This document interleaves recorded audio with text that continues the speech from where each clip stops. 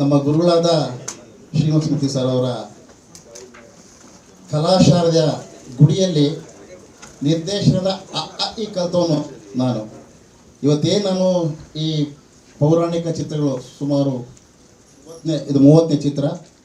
ಈ 30ನೇ ಚಿತ್ರ ಮಾಡೋದಕ್ಕೆ ಸ್ಫೂರ್ತಿ ನನ್ನ ಗುರುಗಳಾದ ಶ್ರೀನಿವಾಸಮೂರ್ತಿ ಸರ್ ಅವರು.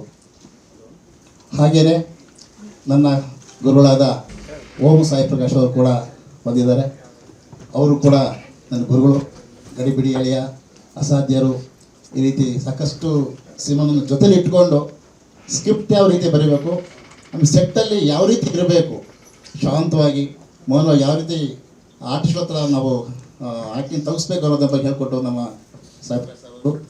ಇವರಿಬ್ಬರು ಪಾದಕ್ಕೂ ನಾನು ಶಿರಸಾಷ್ಟಾಂಗ ನಮಸ್ಕಾರ ಮಾಡ್ತಾ ಇದ್ದೀನಿ. ಆಮೇಲೆ ವೇದಿಕೆ ಬಗ್ಗೆ ಎಲ್ಲ ಅತಿಥಿಗಳು ನಾನು ಒಂದನೇ ಸಲ್ಲಿಸ್ತಾ, ಅದಲ್ಲದೆ ಪತ್ರಿಕಾ ಮಿತ್ರರು ಹಾಗೂ ಟಿ ವಿ ಚಾನಲ್ ಎಲ್ಲ ಹಾಗೂ ಯೂಟ್ಯೂಬ್ ಚಾನಲ್ ಎಲ್ಲರಿಗೂ ನಾನು ನಮಸ್ಕಾರ ಹೇಳ್ತಾ ಇದ್ದೀನಿ. ಈ ಚಿತ್ರ ತಾರಕೇಶ್ವರ ಅದಕ್ಕೆ ಒಂದು ಅವಸ್ಮರಣೀಯ ಸ್ಮರಣೆ ಅಂತ ಹೇಳ್ಬೋದು. ಪ್ರಥಮ ಬಾರಿಗೆ ನಾನು ಸಿದ್ದರಾಮೇಶ್ವರ ಚಿತ್ರ ಮಾಡ್ತಾ ಇದ್ದೆ. ಅದಕ್ಕೆ ಈಶ್ವರನ ಪಾತ್ರಕ್ಕೆ ಯಾರಪ್ಪ ಅಂತ ನಾನು ಹುಡುಕ್ತಾ ಇರಬೇಕಾದ್ರೆ ನನಗೆ ನಮ್ಮ ನಿರ್ಮಾಪಕರಾದ JK ಸುಧೀಲ್ ಅವರು ಸಾಕಷ್ಟು ಜನ ಹೆಸರು ಹೇಳಿದ್ರು, ಇಂಥವ್ರು ಅಂತ. ಬಟ್ ನನ್ನ ಕಣ್ಣಿಗೆ ನೋಡಿದಾಗ ನನ್ನ ಒಬ್ಬ ಗುರುಗಳು ಗೊತ್ತಾಗುತ್ತೆ. ಒಬ್ಬ ನಿರ್ದೇಶಕನ ಕಣ್ಣಿಗೆ ಆ ಮುಖ ನೋಡಿದಾಗ ಆ ಪಾತ್ರ ಸೆಟ್ ಆಗೋದ್ರಲ್ಲಿ ಗೊತ್ತಾಗ್ಬಿಡುತ್ತೆ. ನಾನು ಯೋಚನೆ ಮಾಡಿದೆ, ಅವ್ರು ಹೇಳಿದವ್ರು ಯಾರೂ ನನಗೆ ಈಶ್ವರ ಪಾತ್ರ ಸೆಟ್ ಆಗಲಿಲ್ಲ. ಹೈಟ್ ಆಗಿರ್ಬೋದು, ಮುಖ ಆಗಿರ್ಬೋದು, ಅವರ ಪ್ರತಿಯೊಂದು ನನಗೆ ಯಾವುದೂ ಇಷ್ಟ ಆಗಲಿಲ್ಲ ಲಕ್ಷಣಗಳು. ಆಮೇಲೆ ಯೋಚನೆ ಮಾಡಿದೆ, ಕೊನೆಗೆ ಯೋಚನೆ ಮಾಡಿದೆ, ನನಗೆ ಗಣೇಶ್ ರಾವ್ ಅವರು ಮುಖ ನನಗೆ ಜ್ಞಾಪಕ ಬಂತು. ನಿಮ್ಮಪ್ಪರಿಗೆ ಹೇಳಿದೆ, ಸರ್ ಗಣೇಶ್ ಪಾತ್ರಕ್ಕೆ ಸೂಟ್ ಆಗ್ತಾರೆ ಅಂತ. ಅವ್ರು ಬರೀ ಪೊಲೀಸ್ ಪಾತ್ರ ಮಾಡ್ತಾರೆ ಕಣ್ರಿ, ಅವ್ರು ಬರೀ ಪೊಲೀಸ್ ಪಾತ್ರ ಸೀಮಿತ ಆಗಿದ್ದಾರೆ, ಅವ್ರು ಹೆಂಗ್ರಿ ಈಶ್ವರ ಪಾತ್ರ ಮಾಡ್ತಾರೆ. ಇಲ್ಲ ಸರ್, ಅವ್ರು ಪಕ್ಕ ಮಾಡ್ತಾರೆ, ನನಗೆ ಯಾಕೋ ಅನ್ನಿಸ್ತಾ ಇದೆ, ಕರೆಸಿ ಸರ್ ಅಂದೆ. ನೀವೇ ಫೋನ್ ಮಾಡಿ ಅಂದರು. ಫೋನ್ ಮಾಡಿದೆ. ಯಾವುದೋ ಶೂಟಿಂಗಲ್ಲಿ ಇದ್ದರು ಅವರು, ಎಲ್ಲೋ ದಾವಣಗೆರೆಲ್ಲೋ ಹುಬ್ಳಿಯಲ್ಲೋ ಇದ್ದರು. ಸರ್ ನಾಳೆ ಬರ್ತೀನಿ ಅಂದರು. ಬಂದು ಪಾತ್ರ ಒಂದು ಡೌಟ್ ಇತ್ತು ನಮ್ಮ ನಿರ್ಮಾಪಕರಿಗೆ, ಏನೇ ನಿರ್ದೇಶಕರೇ ಅವ್ರಿಗೆ ಮೇಕಪ್ ಆದಮೇಲೆ ನನಗೆ ಫೋಟೋ ಕಳಿಸಿ, ನಾನು ಓಕೆ ಅಂದಮೇಲೆ ಶೂಟ್ ಮಾಡಿ ಅಂತ ಹೇಳ್ತಾರೆ. ನಾನು ಕಂಡೀಷನ್ ಹಾಕಿದ್ರು ಅವರು. ಯಾಕೆ ಅವ್ರು ಡೌಟ್ ಇತ್ತು, ಅದು ಶೂಟ್ ಆಗ್ತಾರೋ ಇಲ್ವೋ ಆ ಪಾತ್ರಕ್ಕೆ ಅಂತ. ಆಗ ನಾನೇ ಮಾಡಿದೆ, ಮೇಕಪ್ ಎಲ್ಲ ಮಾಡಿಸಾದ್ಮೇಲೆ ಫೋಟೋ ಕಳಿಸ್ತಾ ಇದ್ರು ನಿರ್ಮಾಪಕರಿಗೆ. ಸೂಪರ್ ಇದೆ ಪುರುಷೋತ್ತಮ್, ಕ್ಯಾರಿ ಆನ್ ಅಂದರು. ಆಗ ಪಾತ್ರ ಮಾಡಿಸ್ದೆ, ಅದ್ಭುತವಾಗಿ ಬಂತು. ಸಿದ್ದರಾಮೇಶ್ವರ ಚಿತ್ರ ರಿಲೀಸ್ ಆಗ್ತಾ ಇದೆ. ಅದರಲ್ಲಿ ಈಶ್ವರನ ಪಾತ್ರ, ಈಶ್ವರನೇ ನಮ್ಮ ಶ್ರೀನಿವಾಸಮೂರ್ತಿ ಸರ್ ಹೇಳಿದಾಗೆ ಆ ಪಾತ್ರಕ್ಕೆ ಪಕ್ವಾ ಅವರು ಸೂಟ್ ಆದರು.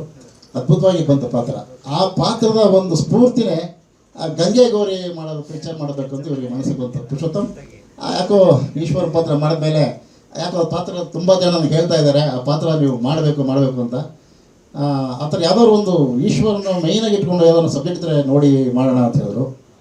ನನಗೆ ಡೌಟ್ ಇತ್ತು, ಈಗಂದರೆ ಇವರು ಆರ್ಟಿಸ್ಟು, ಇವರು ಪ್ರೊಡ್ಯೂಸ್ ಮಾಡ್ತಾರಾ, ಅಷ್ಟು ಮಾಡೋಣ ಆಗ್ತಾರಾ ಅಂತ. ಹೇಳಿದೆ, ಸರ್ ಇವು ಸೋಡಾ ಸ್ಪೀಡ್ ಅಲ್ಲ ತಾನೇ ಅಂದೆ. ಗೊತ್ತಲ್ಲ ಸೋಡಾ ಸ್ಪೀಡ್ ಅಂದರೆ, ಈಗ ಸೋಡಾ ಹೊಡೆದ ಬಿಸ್ಕೊಂಡು ನೋಡೋದು, ಆಮೇಲೆ ಸುಮ್ಮನೆ ಬಿಡುತ್ತೆ. ನಾನು ಇಲ್ಲ ಸರ್ ಅದೆಲ್ಲ ಏನಿಲ್ಲ, ನಾನು ಪಕ್ಕ ಮಾಡ್ತೀವಿ ಸರ್. ಸರ್ ಹಿಂಗಂತ ಹೇಳಿದ್ರೆ ನನ್ನ ಹಂಗೆ ಎಲ್ಲ ಸರ್ ಕೇಳ್ತಾ ಇದ್ದೀನಿ, ತಪ್ಪಿಳ್ಕೋಬೇಡಿ ಅಂತ. ಇಲ್ಲ ಮಾಡ್ತೀನಿ 100%. ಸರಿ ಸರ್ ಮಾತಾಡಿದ್ವು. ಆಗಲೇ ಸ್ಪಾಟಲ್ಲೇ ಓಕೆ ಆಯಿತು. ಏನೋ ಒಂದು ಅಡ್ವಾನ್ಸ್ ಅಂತ ಕೊಟ್ಟರು. ಫಿಲ್ಮ್ ಸ್ಟಾರ್ಟ್ ಆಯಿತು. ದೇವ್ರ ದಯೆಯಿಂದ ಎಲ್ಲರ ಹಿರಿಯರ ಆಶೀರ್ವಾದದಿಂದ ಚಿತ್ರ ತುಂಬ ಅದ್ಭುತವಾಗಿ ಬಂತು. ಇನ್ನೊಂದೇನಪ್ಪ ಅಂದರೆ, ಆ ಮಾಡೋ ಸಮಯದಲ್ಲಿ ತಾರಕೇಶ್ ಒಂದು ಸಿಕ್ತು ನನಗೆ.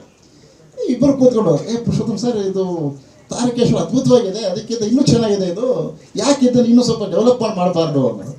ನೋಡಿದೆ, ಆ ಕಾಸ್ಟ್ಯೂಮ್ ಹಾಕಿ ನೋಡಿದು ತುಂಬ ಅದ್ಭುತವಾಗಿ ಅನ್ನಿಸ್ತು. ಆಯ್ತು ಸರ್ ಮಾಡೋಣ ಅಂತ ಹೇಳಿದ್ರು. ಅದೇ ಒಂದು ಇನ್ಸ್ಪಿರೇಷನ್ಲಿ ತಾರಕೇಶ್ವರ ಆಗೋಯ್ತು. ಅದ್ಭುತ ಬಂದಿದೆ. ಇವಾಗ ತಾವು ನೋಡಿದ್ರೆ ಆ ಸೆಟ್ ಆಗಿರ್ಬೋದು, ಆ ಕಾಸ್ಟ್ಯೂಮ್ ಆಗಿರ್ಬೋದು, ಪ್ರತಿಯೊಂದು. ಯಾಕಂದರೆ ನಾನು ಇನ್ನೊಂದು ಹೇಳ್ಬೇಕಂದ್ರೆ, ಕಾಸ್ಟ್ಯೂಮ್ ಏನು ನಮ್ಮ ಬೆಳಿಚುಕ್ಕಿ. ನಾನು ಹೇಳಿದೆ, ಸರ್ ನಮ್ಗೆ ಈ ಸಿನಿಮಾಗೆ ಬಹಳ ಕಾಸ್ಟ್ಯೂಮ್ ಮುಖ್ಯ. ನಮ್ಮ ಶ್ರೀನಿವಾಸಮೂರ್ತಿ ಸರ್, ಓಂ ಪ್ರಕಾಶ್ ಸರ್ ಹೇಳ್ದಂಗೆ ಒಬ್ಬ ಪಾತ್ರಕ್ಕೆ ಆ ಪಾತ್ರ ತಕ್ಕಂತೆ ನಟ ಇರಬೇಕು, ತಕ್ಕಂತೆ ಕಾಸ್ಟ್ಯೂಮ್ ಇರಬೇಕು. ಅವೆರಡು ಮ್ಯಾಚ್ ಆಗಿಲ್ಲ ಅಂದರೆ ವೇಸ್ಟ್ ಅದು. ಹಾಗಾಗಿ ನಾನು ಹೇಳಿದಾಗ, ಇಲ್ಲ ಸರ್ ನಾನು ಮಾಡ್ಬೇಕು ನಿಮ್ಗೆ, ಯಾಕೆ ಅಂತೇಳಿ ಚೆನ್ನೈಯಿಂದ ತುಂಬ ಅದು ಕಿರೀಟನೇ ಒಂದು 48 kg ಬರ್ತದೆ, ಒಂದು 25 kg ಬರ್ತದೆ. ಆ ಥರ ಒಂದು ಕಾಸ್ಟ್ಯೂಮ್ಸ್ ಎಲ್ಲ ಮಾಡಿದ್ರು. ತುಂಬ ಅದ್ಭುತವಾಗಿ ಬಂತು ಚಿತ್ರ, ಅದ್ಭುತವಾಗಿ ಬಂದಿದೆ. ಆಮೇಲೆ ಇವತ್ತೇನು ನಾವು ಈ ಚಿತ್ರದ ಹಾಡುಗಳನ್ನ ಬಿಡುಗಡೆ ಮಾಡೋದು, ಅದಕ್ಕೆ ಸಂಗೀತ ನಿರ್ದೇಶಕರಾದಂಥ ನಮ್ಮ ರಾಜಭಾಸ್ಕರ್ ಅವರು ತುಂಬ ಅದ್ಭುತವಾಗಿ ಟ್ಯೂನ್ ಮಾಡಿ ಅದಕ್ಕೆ ಮ್ಯೂಸಿಕ್ ಮಾಡಿದ್ದಾರೆ. ನಾನು ಏನು ಹೇಳ್ತೀನಿ ಅದಕ್ಕೆ ತಕ್ಕಂತೆ ಅವರು, ಯಾಕಂದರೆ ಇದು ಕಮರ್ಷಿಯಲ್ ಪಿಕ್ಚರ್ ಅಲ್ಲ, ಅಥೆಂಟಿಕ್ ಆಗಿ ಎಲ್ಲ ಒಂದು ನಮಗೆ ನಾರ್ಮಲಾಗಿ ಎಲ್ಲ ನಮಗೆ ಫ್ಲೂಟ್ ಆಗಿರ್ಬೋದು ಪ್ರತಿಯೊಂದು ರಿಯಲ್ ಇನ್ಸ್ಟ್ರೂಮೆಂಟ್ ಉಪಯೋಗಿಸಿದಾಗ ಕರೆಕ್ಟಾಗಿ ಅದು ಉಪಯೋಗಿಸಿ ನಮಗೆ ರಿಯಲ್ಲಾಗಿ ಕೊಟ್ಟಿದ್ದಾರೆ. ತಾವೆಲ್ಲ ನೋಡಿದರೆ ಹಾಡುಗಳು ಕೇಳಿದಿರಿ. ಹಾಗಾಗಿ ನಾನು ಪ್ರಥಮ ಬಾರಿಗೆ ನಿರ್ಮಾಪಕರಾದಂಥ ನಮ್ಮ ಗಣೇಶ್ ಅವರಿಗೆ ನಾವು ವಂದನೆ ಸಲ್ಲಿಸ್ತೇನೆ. ಯಾಕಂದರೆ ಇವತ್ತು ಏನು ಪೌರಾಣಿಕ ಚಿತ್ರಗಳಿಗೆ ದುಡ್ಡು ಹಾಕಿ ತುಂಬ ಕಷ್ಟ, ಯೋಚನೆ ಮಾಡ್ತಾರೆ ವಾಪಸ್ ಬರುತ್ತೋ ಇಲ್ವೋ ಅಂತ. ಆದರೆ ಧೈರ್ಯ ಮಾಡಿ, ಇಲ್ಲ ಪುರುಷೋತ್ತಮ್ ಮಾಡೇ ಮಾಡೋಣ, ಒಂದೋಗಿ 2 ಪಿಕ್ಚರ್ ಆಗಿದೆ ಇವಾಗ, ಸುಲಭ ಅಲ್ಲ. ಅದು ಪೌರಾಣಿಕ ಚಿತ್ರ, ಅದ್ದೂರಿಯಾಗಿ ಖರ್ಚಾಗಿ ಮಾಡೋದ್ರಿಂದ ತುಂಬ ಅದ್ಭುತವಾಗಿ ಧೈರ್ಯ ಮಾಡಿದ್ದಾರೆ. ದೇವ್ರ ದಯೆಯಿಂದ ಅವ್ರಿಗೆ ಯಶಸ್ಸು ಸಿಗಲಿ ಅಂತ ಹೇಳ್ತಾ ಇದ್ದೀನಿ. ಜೊತೆಗೆ ನಮ್ಮ ಹೆಜ್ಜಾಜಿ ಮಹಾದೇವರವರು ಬ್ರಹ್ಮನ ಪಾತ್ರ ಮಾಡಿದ್ದಾರೆ. ಆಮೇಲೆ ವಿಕ್ರಮ್ ಸೂರಿ ಹಾಗೂ ಅವರು ನಮಿತಾ ಮೇಡಮ್ ಅವರು ರತಿ ಮೊಹಮ್ಮದ ಪಾತ್ರ ಮಾಡಿದ್ದಾರೆ, ಅದ್ಭುತವಾಗಿ ನೃತ್ಯ ಮಾಡಿದ್ದಾರೆ. ಎಲ್ಲದಕ್ಕೆ ಹೆಚ್ಚಾಗಿ ಸಿನಿಮಾ ಕೆಳಗಿಡಬೇಕು ಅಂದರೆ ಅದು ಕ್ಯಾಮ್ರಾಮನ್ ಸೆರೆ ಹಿಡಿದಿಲ್ಲ ಅಂದರೆ ಸಿನಿಮಾ ಚೆನ್ನಾಗಿ ಬರೋಲ್ಲ. ಹಾಗಾಗಿ ಮುತ್ತುರಾಜ್, ನಮ್ಮ ಕ್ಯಾಮ್ರಾಮನ್ ಮುತ್ತುರಾಜ್ ಇದ್ದಾರೆ, ಅವರು ಅಂತೀನಿ. ಆಮೇಲೆ ಇದರ ಚಿತ್ರದಲ್ಲಿ ಏನು ಪಾರ್ವತಿ ಪಾತ್ರ ಮಾಡ್ತಕ್ಕಂಥ ರೂಪಾಲಿ ಅವರಿದ್ದಾರೆ, ಅವರು ಅದ್ಭುತವಾಗಿ ಅಭಿನಯ ಮಾಡಿದ್ದಾರೆ. ಇದರಲ್ಲಿ ಒಂದು ಭಟ್ರ ಪಾತ್ರ ಬರ್ತದೆ, ತುಂಬ ಅದ್ಭುತವಾಗಿ ನಮ್ಮ ಶಂಕರ್ ಭಟ್ ಅವರು, ಗೌರ್ ಭಟ್ರೆ ಅವರು ಪಾತ್ರ ಮಾಡಿದ್ದಾರೆ. ಆಮೇಲೆ ತಾರಕೆಯಲ್ಲಿ ಸುಬ್ರಹ್ಮಣ್ಯ ಬರ್ತಾನೆ, ಸ್ಕಂದ. ಏನು ತಾರಕಾಸುರ ಸಂಹಾರ ಆಗುತ್ತೆ ಅದು ಸುಬ್ರಹ್ಮಣ್ಯದಿಂದ ಆ ಪಾತ್ರನ ಋತುಸ್ಪರ್ಶ ಮಾಡಿದ್ದಾರೆ. ಆಲ್ರೆಡಿ ರಾಷ್ಟ್ರ ಪ್ರಶಸ್ತಿ ವಿಜೇತ ಆಕೆ. ಈಗ ಟ್ಯಾಕ್ವಾಂಡೋಗಲ್ಲಿ ಕೂಡ ರಿಲೀಸ್ ಆಗಿದೆ, ಒಳ್ಳೆ ಯಶಸ್ಸು ಸಿಕ್ಕಿದೆ. ಅವ್ರ ತಾಯಿಯವರು ಕೂಡ ಸಮಿತಾ ಅವರು ಪಾತ್ರ ಮಾಡಿದ್ದಾರೆ. ಆಮೇಲೆ ನಮ್ಮ ರಕ್ಷಾ ಗೌಡ ಅವರು ಕೂಡ, ನೀವು ಡ್ಯಾನ್ಸ್ ನೋಡಿದ್ರಿ, ಅದೇ ಕವಿಯರ ಸ್ವರಸುಂದರ ಅಂತ, ಅದು ಅಭಿನಯ ಮಾಡಿದ್ದಾರೆ.